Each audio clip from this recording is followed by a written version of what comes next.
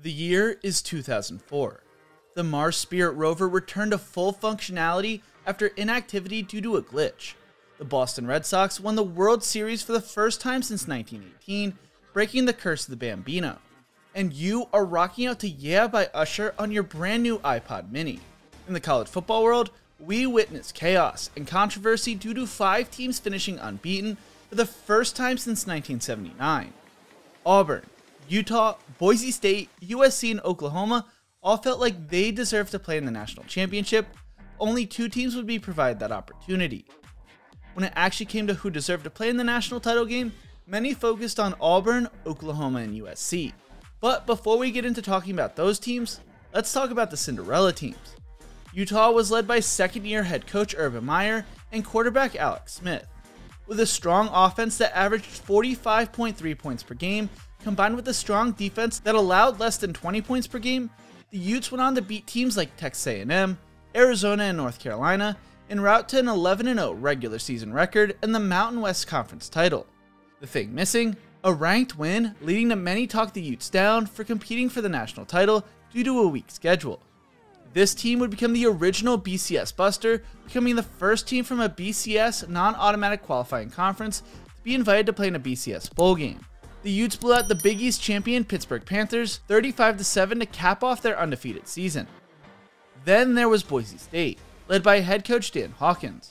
The Broncos came into the 2004 season unranked and beat teams like Oregon State, BYU, and Fresno State en route to an 11-0 regular season record and the WAC conference title. The Broncos averaged 48.9 points per game as Jared Zabransky threw for 2,927 yards and 16 touchdowns, while John Helmendaler rushed for 14 touchdowns on the ground. Like Utah, the Broncos did not play or beat a ranked team throughout the season, which kept them out of the national title game. Instead, they played Louisville, who was the 7th best team in the nation, in the Liberty Bowl, losing 44-40. Then there were the Auburn Tigers from the SEC. The main reason I wanted to make this video. Auburn was led by head coach Tommy Tuberville and quarterback Jason Campbell. But this magical season almost didn't happen.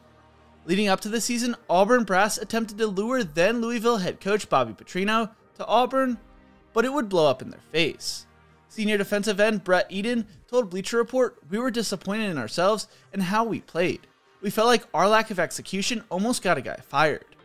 The failed attempt to lure Petrino, coupled with the losses of key defensive pieces, including defensive lineman Reggie Torbor and linebacker Carlos Dansby and Atarius Thomas, presented questions for the staff.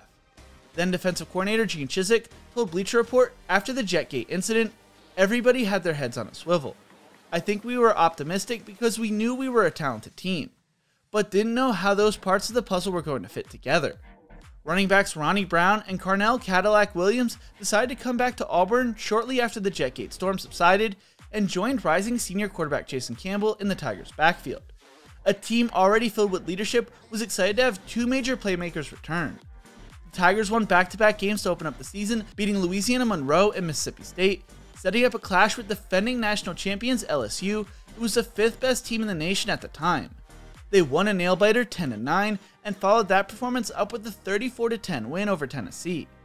Suddenly, a team that was surrounded in turmoil throughout the offseason shifted their focus to creating a special season. Brandon Cox, Campbell's backup, told Bleacher Report, "I remember the Tiger Walk for the Tennessee game, and there was a sea of Auburn fans in orange and blue everywhere. It's still, to this day, one of the best Tiger Walks that I've ever experienced. They had police officers trying to hold the fans back, but they would eventually give up and the fans started going nuts. We went into the locker room at halftime up 31-3, and I remember being in there, looking around the room and thinking that it had finally clicked. I could see the confidence that the team had, and it was the start of something special."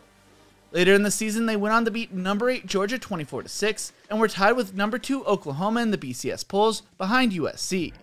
The team felt like they could beat anyone and capped off the regular season with a sloppy win over Alabama in the Iron Bowl, 21-13. The Crimson Tide were down to their 3rd-string quarterback, and Tuberville felt this might have cost the Tigers in the voters' minds. Since August, many viewed Oklahoma and USC as the top 2 teams in the nation, and the Tigers needed to break that notion. Auburn would go on to beat Tennessee in the SEC championship game, 38-28, and had to see what happened to the other teams fighting for the BCS title game. Oklahoma came into the season viewed as the 2nd best team in the nation, behind USC, and was led by head coach Bob Stoops. On the offensive side of the ball, Jason White threw for 3,205 yards and 35 touchdowns, while Adrian Peterson rushed for 1,925 yards and 15 touchdowns on the ground. The Sooners opened the season cruising past Bowling Green State, Houston, Oregon, and Texas Tech, setting up a top 5 matchup against Texas in the Red River rivalry. They beat the Longhorns 12-0, and later in the season survived upset bids against Oklahoma State and Texas A&M. The Sooners cruised past Colorado in the Big 12 title game, winning 42-3, and looked locked into the title game.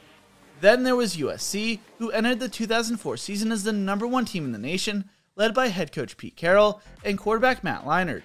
Lendell White and Reggie Bush starred in the backfield, while Dwayne Jarrett and Steve Smith were the top 2 wide receivers.